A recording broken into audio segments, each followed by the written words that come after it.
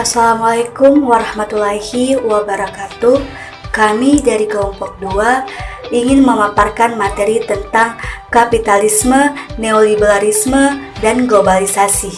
Adapun nama anggota kelompok kami, saya sendiri, Andi Kusaimanur, Sari Bulan, Sulaitul Qadar, dan Kak Fikri Anugrah.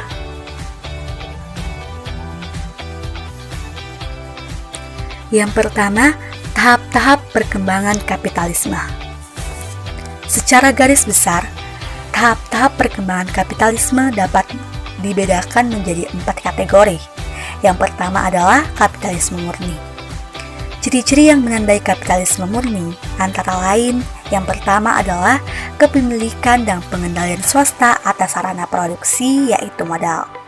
Yang kedua, aktivitas ekonomi yang digerakkan untuk mendapatkan keuntungan. Yang ketiga, sistem pasar yang mengaktivitas ekonomi. Yang keempat, pengambilan keuntungan oleh pemilik modal. Dan yang kelima, pelaksanaan kerja oleh tenaga kerja yang merupakan agen bebas. Kedua, kapitalisme industrial. Kapitalisme industri dicirikan oleh seperangkat hubungan sosial antar kelas yang memungkinkan kelas yang satu yang menguasai kapitalisme melakukan eksploitasi terhadap kelas sosial yang lain. Yang ketiga adalah kapitalisme monopoli. Nah, pada tahap ini iklim persaingan di antara sesama pelaku usaha dan pemilik modal berkembang makin ketat dan melahirkan sekelompok kecil pemilik modal yang kuat yang lebih mampu menguasai pasar. Yang keempat adalah kapitalisme lanjut atau post-capitalism. Ini ditandai dengan yang pertama adalah munculnya formasi-formasi baru organisasi bisnis yang bersifat multinasional dan transnasional. Yang kedua, internasionalisasi bisnis melampaui modal impres lama. Yang ketiga, dinamika baru yang tak seimbang dalam perbankan internasional dan pertukaran saham. Yang keempat, munculnya formasi-formasi baru interrelasi media, dan yang terakhir, komputer dan otomatisasi. Selanjutnya, liberalisasi dan neoliberalisasi. Secara umum, liberalisme adalah sebuah paham atau keyakinan yang mencita-citakan tumbuhnya suatu masyarakat yang bebas yang dicirikan oleh kebebasan berpikir bagi para individu. Paham liberalisme menolak adanya pembatasan, khususnya dari pemerintah dan agama. Liberalisme menghendaki adanya pertukaran gagasan yang bebas, ekonomi pasar yang mendukung usaha pribadi yang relatif bebas, dan suatu sistem pemerintahan yang transparan dan menolak adanya pembatasan terhadap kepemilikan individu. Dalam masyarakat modern, liberalisme tumbuh seiring dengan makin maraknya perkembangan kapitalisme.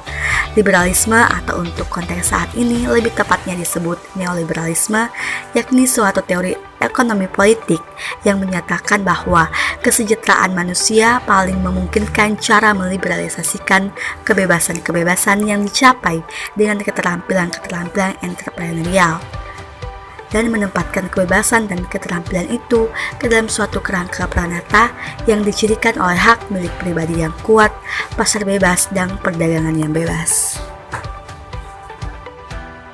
Selanjutnya, globalisasi dan perkembangan kapitalisme. Globalisasi bukan hanya melahirkan perubahan-perubahan baru dalam perilaku dan gaya hidup masyarakat, tetapi juga melahirkan perubahan struktur sosial masyarakat dan memengaruhi dinamika kondisi perekonomian di berbagai level, dari tingkat global hingga lokal. Globalisasi tiada lain adalah kebebasan dan keleluasaan lalu lintas barang, jasa, modal kekuatan kapitalis yang menerobos batas-batas negara, wilayah, serta adat istiadat dan budaya. Dalam kehidupan yang makin mengglobal, masyarakat bukan saja mengalami perubahan dalam pola interaksi sosial dan perilaku ekonomi, tetapi mengalami perubahan dalam soal budaya, psikologis politik, hukum, bahkan keyakinan. Globalisasi dalam berbagai perbincangan seringkali dihubungkan dengan perubahan sosial kontemporer. Selanjutnya, menyikapi globalisasi dan perkembangan kapitalisme. Menurut Skolta, secara garis besar ada 3 kelompok yang menawarkan respon yang berbeda-beda dalam menyikapi globalisasi. Yang pertama, kelompok neoliberalisme. Menurut kelompok ini, peran pemerintah dan lembaga multilateral perlu dibatasi hanya sebagai fasilitator. Dan yang terpenting, peran kekuatan pasar harus diperbesar untuk mengendalikan perkembangan globalisasi. Yang kedua, kelompok reformis atau demokrasi sosial global. Kelompok ini sama seperti kelompok neoliberalisme sebetulnya, yang menaruh harapan terhadap peran kekuatan pasar. Yang ketiga, kelompok radikal. Kelompok ini menawarkan revolusi sosial sebagai jawaban atas ancaman globalisasi. Itulah pemaparan materi dari kelompok kami tentang kapitalisme, neoliberalisme, dan globalisasi. Lebih dan kurangnya mohon dimaafkan. Sekian, wabillahi taufiq wal hidayah. Wassalamualaikum warahmatullahi wabarakatuh.